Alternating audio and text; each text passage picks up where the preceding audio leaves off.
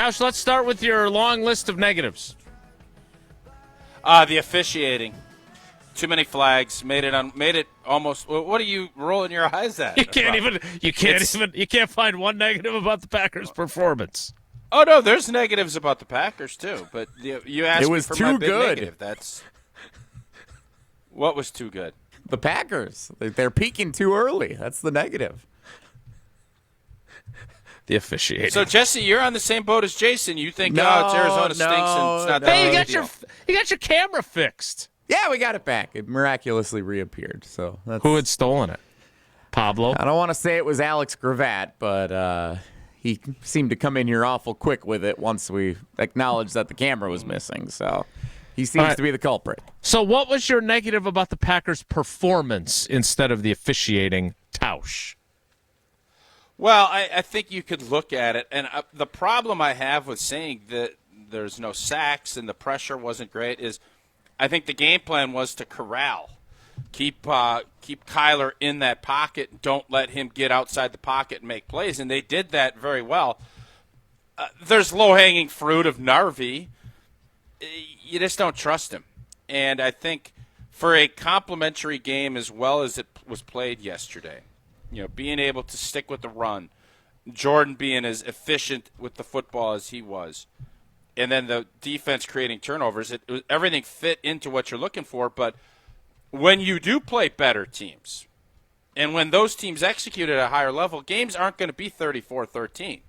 It's going to be 27-24. It's going to be in that realm. And you can't have it where you just don't trust your kicker. And the fact that even before Narvi went out to kick, Moose Johnston is sitting there saying how god-awful he was in warm-ups. That actually made me feel worse. Even though he made a couple kicks, I'm thinking he can't make kicks in warm-ups. It's not going to get easier when you have people coming at you trying to block it. So the field goal kicking is still a complete and utter just throw it, dice roll. I don't have any clue what's going to happen. Neither do they. And in a league where parity and close games are the norm, those things matter. And right now, Green Bay doesn't feel good about where they're at with the kicking game at all. So my negative, which was wiped out by a penalty, was the fact, or offsetting penalties, I should say, and a little bit of a suspect call, I thought, that wiped that out for the Cardinals. But I want Jayden Reed off punt returns yesterday.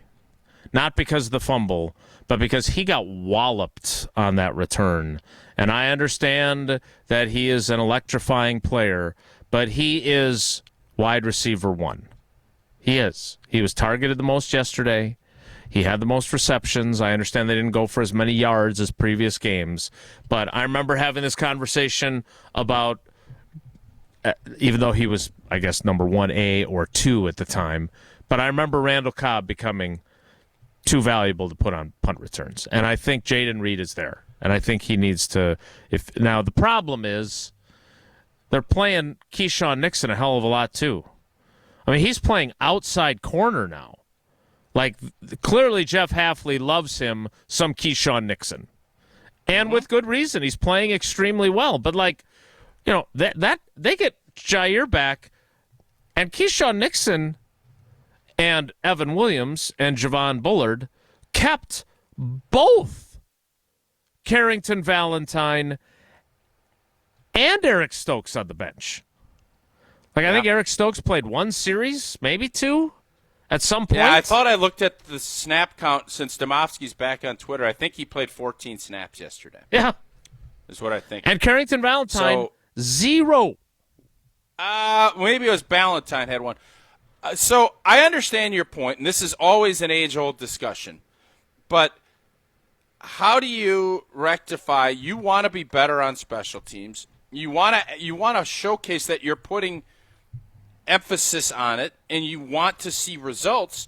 But then you're going to say, well, it's not important enough to put him out there.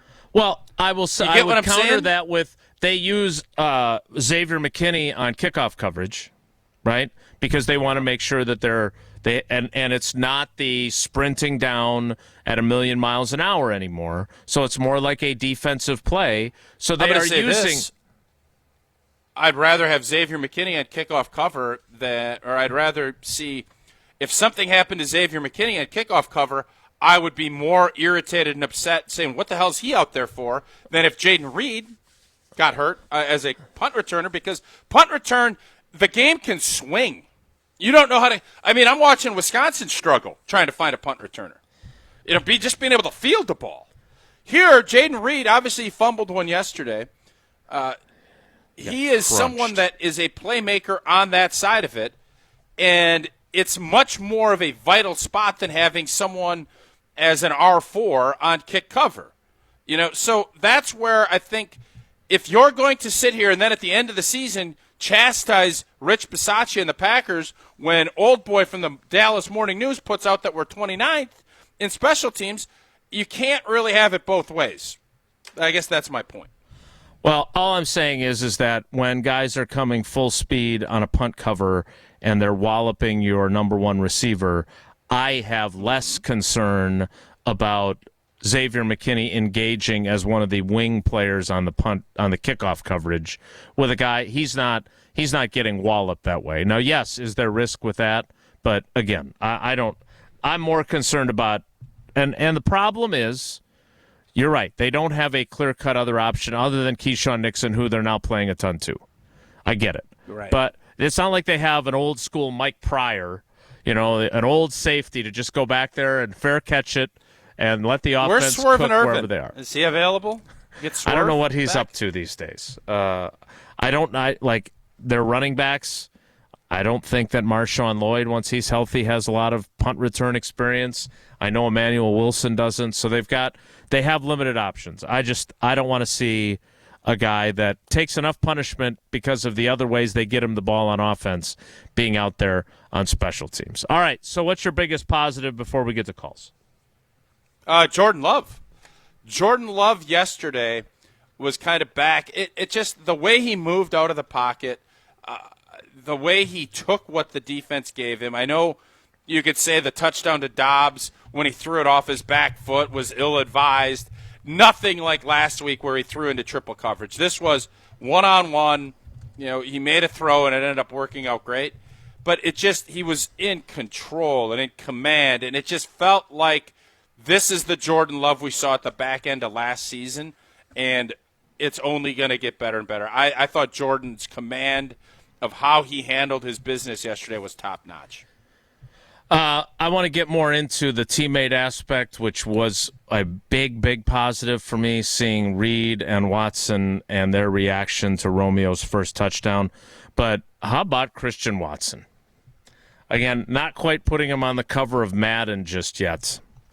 But not only is he an outstanding teammate, but they see something in the Cardinals' coverage, which was a very clear weakness to them. And Matt LaFleur, Jordan Love, and Christian Watson huddle up on the sideline, bring a play that is not in the week's game plan out of a prior game plan, run him directly at a 6-time Pro Bowler and 3-time All-Pro safety, who we wanted on this team, by the way, when the Packers were going 2 through years ago. Struggles at the safety position. By the way, I saw Darnell Savage give up a touchdown in London against the Bears yesterday morning as well.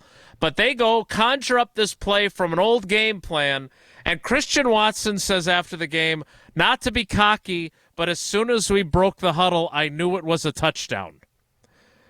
And that's exactly what happened. That is an example of what he does for this offense. I know he only had 3 catches. Had a huge 4th down catch, too. All I say to him is stay healthy. Stay healthy, man. Whatever it takes. I don't know. There's somebody on this show that said he doesn't make that big a difference. He's no Alan Lazard. Not that big a deal. If he's not healthy and available, no big deal. Just put somebody else in there. I don't know who that was. Yeah, they probably wouldn't have won yesterday without him out there. Well, they did play a bad team.